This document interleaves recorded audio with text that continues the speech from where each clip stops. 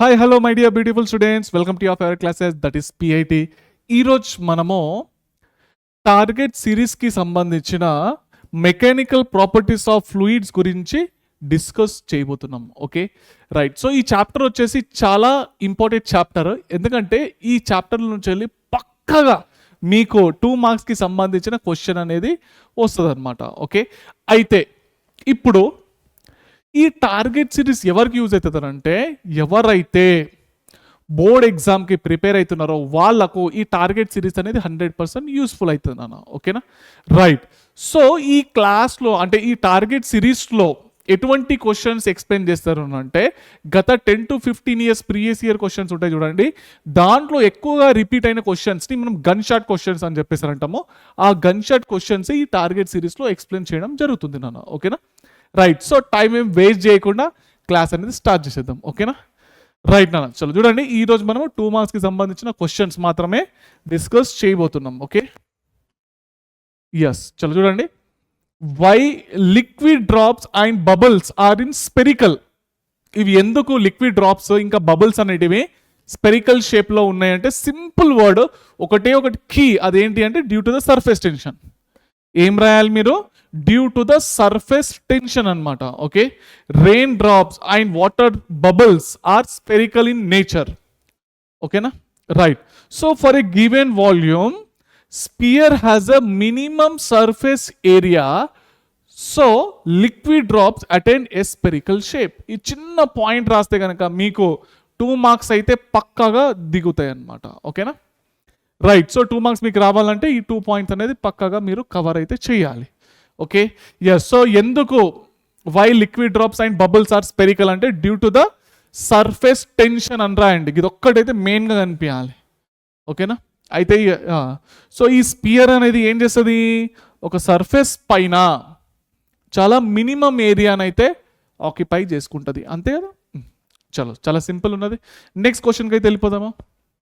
Mention any 2 examples that obeys Bernoulli's theorem and justify them. Okay so ఇది చూడండి, మనము బెర్నాయిల్స్ థిరమ్ గురించి ఒక 2 ఎగ్జాంపుల్ అయితే ఇవ్వాలన్నమాట. ఓకే సో ఏరోప్లేన్ వింగ్స్, ఇంకోటేమో blowing of paper on table. Okay next వచ్చేసి house roofs during heavy winds. ఓకేనా సో ఏరోప్లేన్స్ ది వింగ్స్ ఉంటాయి చూడండి, అది బెర్నాల్స్ ప్రిన్సిపల్ పైననే ఆధారపడతాయి అనమాట. ఓకేనా సో ఇట్లా దాని యొక్క వింగ్స్ అనేది పర్టికులర్ షేప్లో అయితే ఉంటాయి కదా. సో గాలి అనేది పైనుంచి ఎక్కువ స్పీడ్తో పోతుంది. ఓకే ఎక్కువ స్పీడ్తో పోవడం వల్ల పైన ప్రెషర్ అనేది తక్కువ ఉంటుంది. ఓకే గాలి అనేది ఈ షేప్లో ఉన్నది అనుకోండి, ఇట్లా గాలి ముందర పోతున్నది అనుకుందాం. ఓకే ఇది వింగ్. ఓకే చలో ఇట్లా ఇట్లా అవుతుంది కదా. ఓకే రైట్, అంటే మొత్తానికి అయితే ఇట్లా ఉంటుంది మీకు. Okay right. సో గాలి పైనుంచి వెళ్ళి మీకు ఎక్కువ స్పీడ్తో పోతుంది. గాలి ఎక్కువ స్పీడ్తో పోవడం వల్ల ప్రెషర్ అనేది పైన తక్కువ ఉంటుంది. ఓకే గాలి ఇక్కడ తక్కువ స్పీడ్తో పోతుంది, తక్కువ స్పీడ్తో పోయినప్పుడు ప్రెషర్ అనేది ఎక్కువ ఉంటుంది. ఇట్లా ప్రెషర్ డిఫరెన్స్ రావడం వల్ల ఆ ఏరోప్లేన్ అనేది పైకి అనేది ఎగురుతుంది అనమాట. ఓకేనా రైట్. సో ఇంకోటి చూసుకుంటే ఇక ఏది, blowing of paper on table. ఒక టేబుల్ పైన, ఓకే ఈ టేబుల్ పైన మీరు ఒక పేపర్ అయితే పెట్టినారు. ఓకే ఇట్లా పేపర్ స్టిక్ చేసినారు అనుకుందాం, ఇట్లా స్టిక్ అయితే చేసేసినారు పేపర్. Okay right. సో ఎప్పుడైతే మీరు ఒక బ్లోవర్ ద్వారా, ఓకే రైట్, ఈ బ్లోవర్ ద్వారా గాలి ఇట్లా పోతుంది కదా, జనరల్గా ఇది కిందనే పోతుంది అనుకోండి. ఆ గాలి ఎప్పుడైతే ఇట్లా స్ట్రేట్ పోతుందో, ఓకే ఇక్కడ మీకు పేపర్ ఇనీషియల్గా ఎట్లా ఉంటుంది, ఇట్లా కింద పడిపోయి ఉంటుంది అంతే కదా పేపర్, అవునా. ఎప్పుడైతే గాలి ఈ విధంగా దీని పైన నుంచి వెళ్ళిపోతుందో అప్పుడు స్పీడ్ ఆఫ్ ది ఎయిర్ ఎట్లుంటుంది, ఎక్కువ ఉంటుంది, ప్రెషర్ అనేది తక్కువ ఉంటుంది అనమాట. ఓకేనా పైన సర్ఫేస్లో అంటున్నా. కింద సర్ఫేస్లో ఏమవుతున్నది అని అంటే, కింద దాంట్లో వెలాసిటీ ఆఫ్ ద ఎయిర్ అనేది తక్కువ ఉన్నది, ప్రెషర్ అనేది ఎక్కువ ఉన్నది. ఓకే సో ఈ విధంగా ప్రెషర్ కింద ఎక్కువ ఉండడం వల్ల ఈ కింద కనిపించే పేపర్ అనేది ఇట్లా పైకి అయితే లేస్తుంది అనమాట. ఓకేనా రైట్. సో మొత్తానికి ఇది blowing the paper on the table అంటాం, బెర్నాయిల్స్ ప్రిన్సిపల్ పైననే ఆధారపడుతున్నది నాన్న. ఓకేనా ఇదొకటి ఇదొకటి. Next during heavy winds. ఓకేనా హౌస్ రూఫ్స్, ఇది చూడండి, ఇక ఎక్కువ తుఫాన్లు వచ్చినప్పుడు ఏమవుతుంది, రేకులన్నీ ఎగిరిపోతాయి కదా. అవి ఎగిరిపోవడానికి కారణం ఏంటి తెలుసా? సో ఇది బాత్రూమ్, జనరల్గా బాత్రూమ్ పైన మనమైతే రేకులు అదైతే వేస్తాం కదా ఇట్లా పైన. సో జనరల్గా అయితే ఎగిరిపోతాయి. ఎందుకు ఎగిరిపోతాయి అని అంటే, సో ఎక్కువ గాలి రావడం వల్ల ఓకే ఆ రేకుల పైనుంచి ఏమవుతుంది, ఆ రూఫ్ పైనుంచి గాలి ఎక్కువ స్పీడ్తో పోతుంది. ఎక్కువ స్పీడ్తో గాలి పోయినప్పుడు దానిపైన ప్రెషర్ అనేది తక్కువ ఉంటుంది. ఓకే బాత్రూమ్ లోపల కనుక చూసుకుంటే అక్కడ గాలే పోదు లోపల, అంతేనా? సో స్పీడ్ ఆఫ్ ఎయిర్ తక్కువ ఉన్నది, ప్రెషర్ అనేది ఎక్కువ ఉన్నది. ప్రెషర్ డిఫరెన్స్ రావడం వల్ల ఆ రేకులు అనేది ఎగిరిపోతాయి అనమాట, అంతేనా? Okay, so this is due to Bernoulli's theorem అనమాట. ఓకేనా? సో దాని గురించి అయితే ఇక్కడ పాయింట్ అయితే రాసింది ఉన్నది, అంతే. Next, when water flow through a pipe which of the layer moves faster and slowest. Okay, ఒక పైప్ లోపల వాటర్ అయితే పోతున్నాయి, ఏ లేయర్ ఫాస్ట్ మూవ్ అవుతున్నది అంటే అందరు తెలుసు, సెంటర్లో ఉన్నది మాత్రం ఎక్కువ స్పీడ్తో పోతుంది. కార్నర్లో ఏదైతే వాటర్ పైప్ తోటి కాంటాక్ట్లో ఉంటుందో అది స్లోగా పోతుంది, అంతే కదా, simple. Okay, the middle centre layer moves faster, the outer water layer which is in contact with the walls of the pipe moves slower. చాలా సింపుల్, చూసిట్రా ఎంత simple question. Next, water proofing agents and water wetting agents, what do they do? Water proofing agents క్వశ్చన్లోనే ఉన్నది, water proof. Okay, rain coat, rainy సీజన్లో, so rainy సీజన్లో వర్షం ఎక్కువ పడుతుంది కాబట్టి అఫ్కోర్స్ మనము రెయిన్ కోట్ అయితే వేసుకుంటాం కదా. రెయిన్ కోట్ ఎందుకు వేసుకుంటాము? ఓకే, వాటర్ వచ్చి దానిపైన పడ్డప్పుడు అది జారిపోయి కిందికి వెళ్ళిపోతుంది, లోపలికైతే పోదు. వాటర్ ప్రూఫ్ ఇక్కడే ఉన్నది, వాటర్ ప్రూఫ్. ఓకేనా, రైట్. సో ఇక్కడ ఏమవుతుంది అంటే, water proofing agents are the materials which increases the angle of contact. Angle of contact అనేది ఇంక్రీజ్ అవుతుంది ఇక్కడ. ఓకేనా, when they are added to water they do not penetrate the cloth, లోపలికి పోకుండా డైరెక్ట్ పైన పడి వెళ్ళిపోతుంది అనమాట. యాంగిల్ ఆఫ్ కాంటాక్ట్ అనేది ఎక్కువ ఉన్నది. ఓకేనా, right. So raincoat fabric ఉంటుంది చూడండి, అది. వాటర్ వెట్టింగ్ అంటే ఇక తడి కావడం అంతే ఇక కదా. వర్షం అంటే ఇక వర్షం వచ్చి ఇక జస్ట్ కాటన్ పైన పడ్డది అనుకోండి, లోపలికి అయితే వెళ్ళిపోతుంది కదా. వాటర్ వెట్టింగ్ ఏజెంట్స్ అంతే ఇక water wetting agents are the materials which decreases the angle of contact. ఓకేనా, decreases the angle of contact when they are added to the water. ఇక్కడ యాంగిల్ ఆఫ్ కాంటాక్ట్ తగ్గుతుంది, అక్కడేమో ఇంక్రీజ్ అవుతుంది, అంతే difference, ఇంకేం లేదు. ఓకేనా, okay, when they are added to water they easily penetrate through the cloths అనమాట. Okay, soaps, detergents, dyeing substance. So ఇవైతే మీకైతే తెలుసు కదా నాన్న, ఒక్కొక్క లైన్లే ఉన్నాయి, ఏమున్నాయి దీనిలో. ఓకే, చూడండి, మహాభారతం, రామాయణం రాసే అవసరం లేదు. 2 మార్కుల క్వశ్చన్లకు 2 లైన్లు రాస్తే సరిపోతుంది, పక్క మీకైతే మార్కులు అయితే పడతాయి అనమాట. ఓకే, ఎక్కడికి వెళ్ళి 2 పాయింట్లు కనిపించేటట్టు చూసుకోండి, అంతే. ఇక్కడ చూడండి, ఇండైరెక్ట్ చూడాలంటే water proofing agents, water proof. Water vetting అంటే ఇది వాటర్ ప్రూఫ్ కాదు. ఓకే, దీనిలోనేమో యాంగిల్ ఆఫ్ కాంటాక్ట్ ఎట్లుంటుంది, ఎక్కువగా ఉంటుంది. అవును, యాంగిల్ ఆఫ్ కాంటాక్ట్ ఎక్కువ ఉంటుంది, దీనిలో యాంగిల్ ఆఫ్ కాంటాక్ట్ తక్కువ ఉంటుంది, అంతే. ఇవే కీ, ఇంకేం లేదు. ఇక ఆ కీ పాయింట్ కనిపిస్తే మీకు 2 మార్కులు పడిపోయినట్టే. Okay, next, what is the principle behind the carburettor of automobile? అందరికీ తెలుసు, బెర్నాయిల్స్ ప్రిన్సిపల్. అవునా, బెర్నాయిల్స్ ప్రిన్సిపల్ పైన అయితే కార్బొరేటర్స్ అనేటివి పనిచేస్తాయి. ఓకే, ఇది ఏం లేదు నా, ఇది ఇంకా ఇండైరెక్ట్గా మీకు చెప్పాలి అని అంటే, ఓకే ఇది చూడండి. ఓకే, ఇక్కడ నొజల్, ఒక పైప్ లాంటిది తీసుకోండి, ఇక్కడ సన్నగా ఉండాలి, ఇక్కడ ఏరియా ఆఫ్ క్రాస్ సెక్షన్ ఎక్కువ ఉండాలి, అంతే.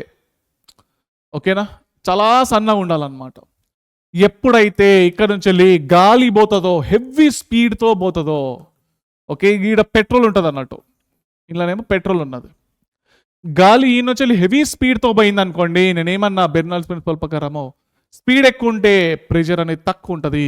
అవును, ఇక్కడ తక్కువ ప్రెషర్ ఉన్నది, లోపల ఎట్లుంటుంది, స్పీడ్ అనేది తక్కువ ఉన్నది, లోపల ప్రెషర్ అనేది ఎక్కువ ఉంటుంది, కింద ప్రెషర్ ఎక్కువ ఉండడం వల్ల ఇది రాప్ అని చెప్పేసి పైకి వస్తుంది, అంతే. ఏం లేదు, ఇంతేనా స్టోరీ కార్బొరేటర్. ఓకేనా, ఇది ఒక షేప్ ఒకటి ఇట్లా గుర్తుపెట్టుకున్నారు అనుకోండి. కీప్ వర్డ్ ఏంటి అంటే, ఇది బెర్నాల్స్ ప్రిన్సిపల్ పైన ఆధారపడుతుంది. అది ఎట్లా పనిచేస్తుంది అని అంటే, పైన నోజల్ ఉంటుంది చూడండి, పైన హోల్ దగ్గర స్పీడ్ ఆఫ్ ఎయిర్ అనేది ఎక్కువ ఉంటుంది, ప్రెషర్ తక్కువ ఉంటుంది. అవునా, లోపల వెలాసిటీ ఆఫ్ ఎయిర్ అని తక్కువ ఉన్నది, ప్రెషర్ అనేది ఎక్కువ ఉన్నది. ప్రెషర్ ఎక్కువ ఉండడం వల్ల పైకి వెళ్ళిపోతుంది అంతే. ఓకేనా, right. So the pressure in the lowered end of the narrow neck and the petrol is suck up in the chamber. కింద ఉన్న పెట్రోల్ పైకి పోయింది అంతే, ఇంకేం లేదు. It provide the correct mixture of air to fuel necessary for combustion అంతే. ఓకేనా, concept అయితే అర్థమైంది కదా. ఇట్లుంటుంది అని చెప్పేసి మనం ఊపినాం అనుకోండి, ఏమవుతుంది, ఇక గాలి ఎక్కువ ఉన్నది, ప్రెషర్ తక్కువ ఉన్నది, లోపల గాలి యొక్క స్పీడ్ అనేది తక్కువ ఉన్నది, ప్రెషర్ అనేది ఎక్కువ ఉన్నది, కింద ప్రెషర్ ఎక్కువ ఉండడం వల్ల కింద నుంచి పైకి అనేది పెట్రోల్ అనేది వచ్చింది అంతే. Okay, define average pressure, mention its units and dimension formula. Okay, it is a scalar or vector. ఇది చూడండి, యావరేజ్ ప్రెషర్ ది ఫార్ములా అందరు తెలుసు కదా నాన్న, ఫోర్స్ అపాన్ ఏరియా కదా. ప్రెషర్ ది ఫార్ములా ఏంటి, ఫోర్స్ అపాన్ ఏరియా. యూనిట్స్ ఏంటి, Newton per metre square. అవునా, ఫార్ములా ఏంటి, force upon area. SI units ఏంటి, న్యూటన్ పర్ మీటర్ స్క్వేర్ లేదా పాస్కల్ కూడా అని అంటాం. ఓకేనా, రైట్. సో డైమెన్షన్ ఫార్ములా ఏంటి అందరు తెలుసు కదా. ఫోర్స్ ఏంటి నాన్న, force the m1 L1 T power -2. ఏరియాదేమో L² అంటాం కదా, అంతే కదా. ఎస్, సో దీనిలో ఒక ఎల్ అయితే పోయింది, మిగిలింది ఏంది, ఇది పైకి పోతే L⁻⁻1 T పవర్ -2. ఓకేనా, చాలా అంటే చాలా డెడ్ ఈజీ క్వశ్చన్. చూసి ఎంత సింపుల్ ఉన్నది, చిన్న ఫార్ములా. ప్రెషర్ ఫార్ములా ఏంటి, ఫోర్స్ అపాన్ ఏరియా. యూనిట్స్ ఏంటి, ఫోర్స్ ఏమో న్యూటన్, ఏరియా ఏమో metre square. Okay, right. So SI units pascal కూడా అని అంటాము. డైమెన్షన్ ఫార్ములా ఏమో ఇదేంటి, స్కేలార్ క్వాంటిటీ అన్న. ఓకేనా, right. Next, define viscosity, what are its units and dimension. ఈ విస్కోసిటీ ఏంటి అంటే the property of a fluid which opposes the relative motion between the different layers is called as viscosity. ఓకేనా, ఈ viscosity అంటే ఏంటి అంటే జనరల్గా లాస్ ఆఫ్ మోషన్ చాప్టర్ చూసుకుంటే, సో ఏదైనా బాడీ మూవ్ అయితే కొంచెం దూరం పోయి ఆగిపోతుంది, ఎందుకు, ఫ్రిక్షన్ వల్ల, అంతే కదా. సో బాడీ పైన యాక్ట్ అయ్యేదాన్ని ఫ్రిక్షన్ అంటాం. నీళ్ళల్లో లోపల కూడా ఒక ఫ్రిక్షన్ అనేది ఉంటుంది, ఆ ఫ్రిక్షన్ పేరే ఈ విస్కోసిటీ అని అంటాం అంతే, ఇండైరెక్ట్గా చెప్పాలి అంటే. ఓకేనా, సో ఒకటే లైన్ ఉన్నది కాబట్టి బట్టండి సరేనా, చాలా simple question.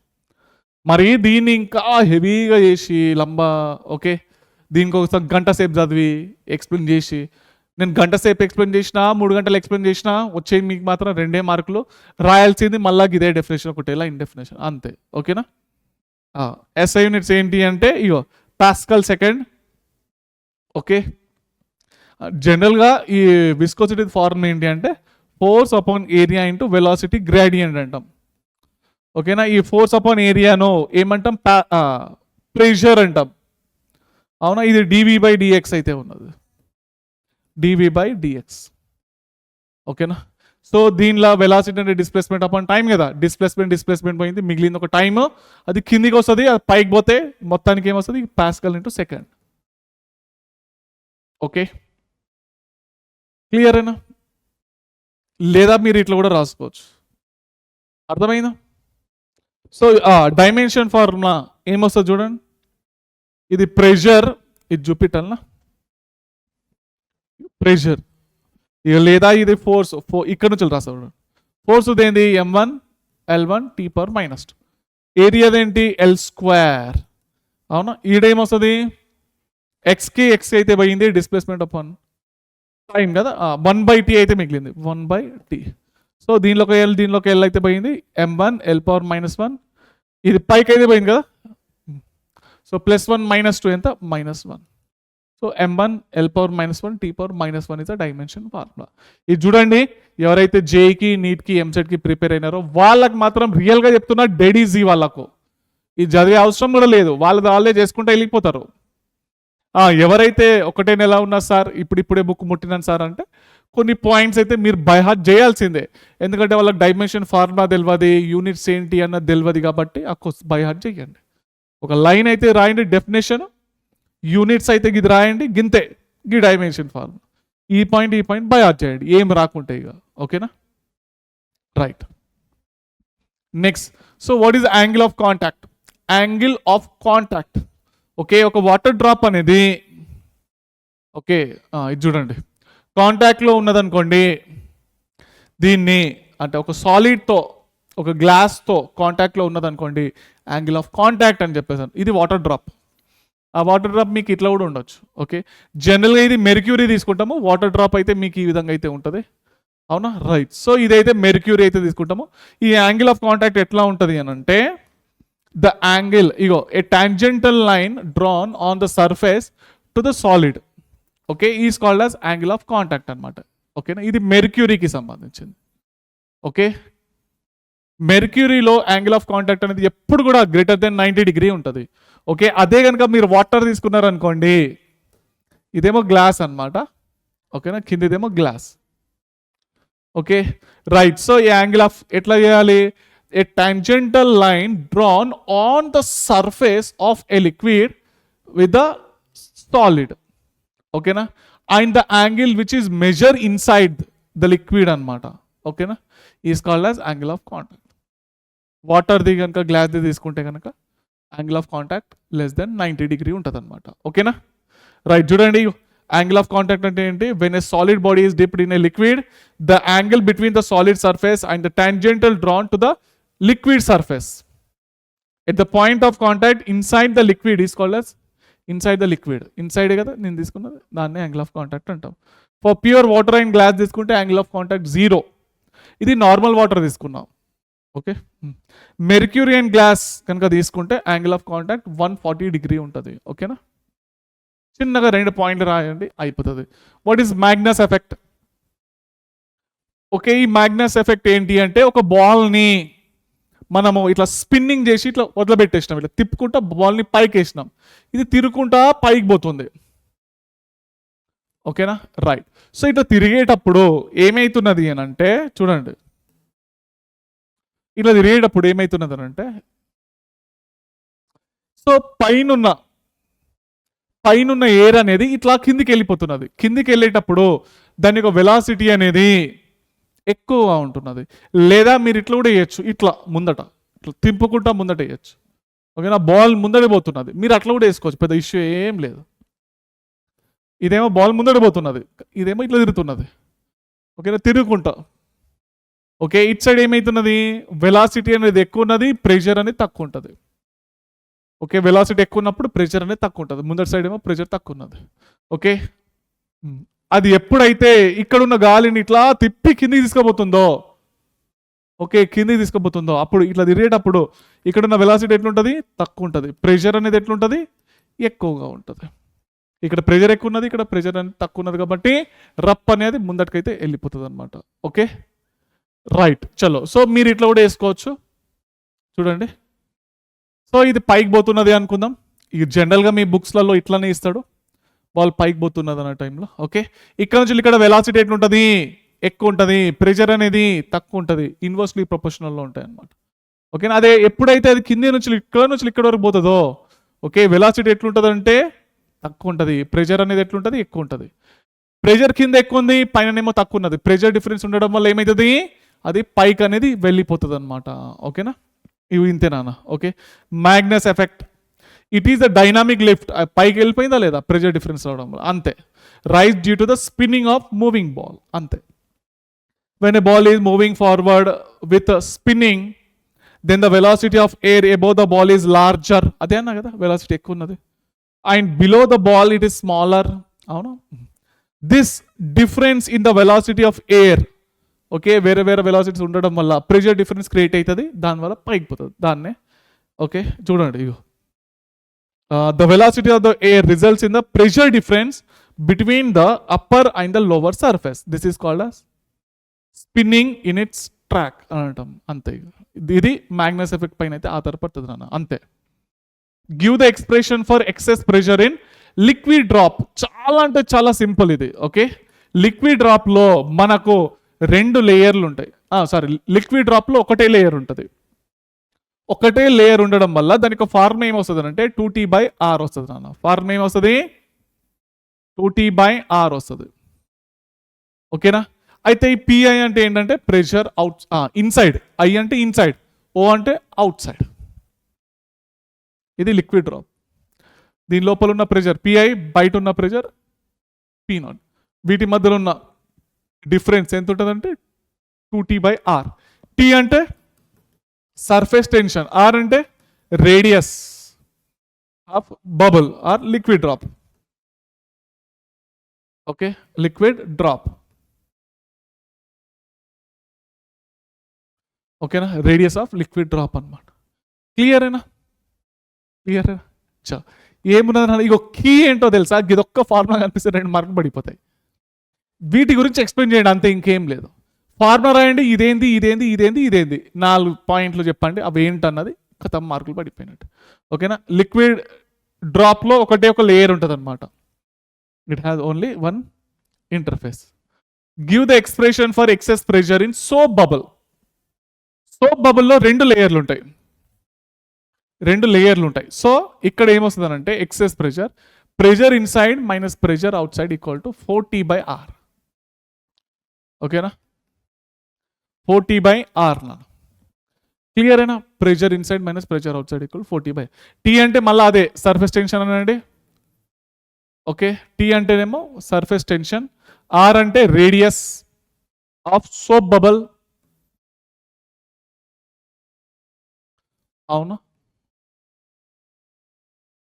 Radius of soap bubble. P I అంటే pressure inside the soap bubble, P O అంటే pressure outside the soap bubble. అంతే. ఓకేనా, రైట్. చలో, ఇదైతే అయిపోయింది. Next, give the expression for the excess pressure in air bubble. Air బబుల్లో ఒకటే layer తీసుకుంటాము.